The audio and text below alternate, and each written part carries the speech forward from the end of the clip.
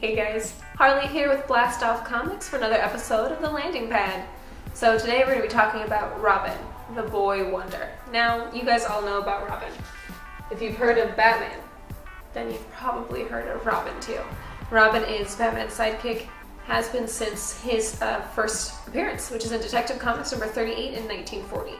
Now, there have been a lot of Robins. Of course, first we have Dick Grayson, Jason Todd, Tim Drake, Stephanie Brown, and Damian.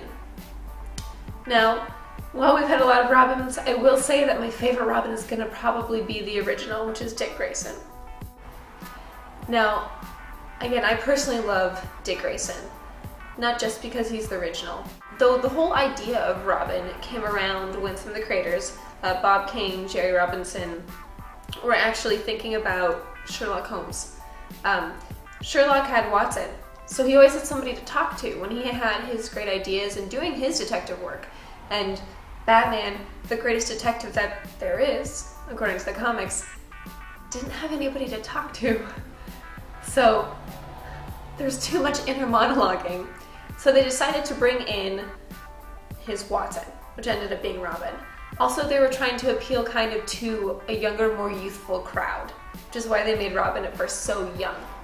And Jerry Robinson's favorite character growing up was actually Robin Hood, which is why his costume originally kind of looked medieval and had kind of the same bright colors and a cape. Now, with Robin, you did get to bring in that more youthful crowd, and he started off with, doing the Star Spangled comics with a lot of Robin's stories by himself. And then also, of course, World's Finest, which is the classic Batman, Robin, and then of course Superman stories. Dick Grayson, though, the original, I feel like had a better development. He's the one that always, I think, kind of hit home for me because I got to watch him grow up. You got to watch him grow up from being Robin and developing into eventually Nightwing.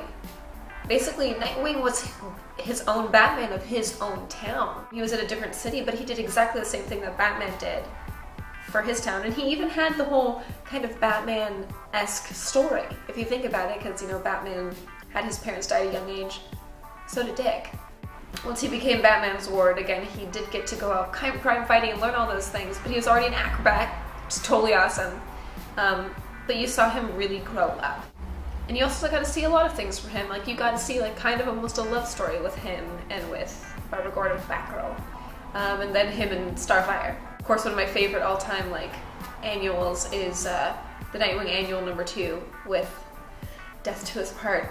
Such a heartbreaking one. If you haven't read it, you have to. And it's a whole love story between him and Barbara. And with that, too, you get to see him grow up. You got to see him have love and have loss. You got to see him become Nightwing. You got to see him, eventually, he was Batman for a little bit, too. He was Batman with Damian Wayne as his Robin. But getting to see his development, and that way you connect to him as a person that way, because we all grew up at some point, so those of us who are still young. And of course with Dick, you also got to see him not only go from being Robin to being Batman, but he actually had his own team. Just like, Batman had the Justice League, and they really looked to him. Dick did the same thing for the Teen Titans, and he again was kind of like a guiding light for them, just like Batman was for a lot of the Justice League. Alright guys, again, it's been Harley here at Blastoff Comics. Thanks so much for watching. Remember, you can find all of these comics, plus more Robin comics here at Blastoff Comics in North Hollywood. See you later.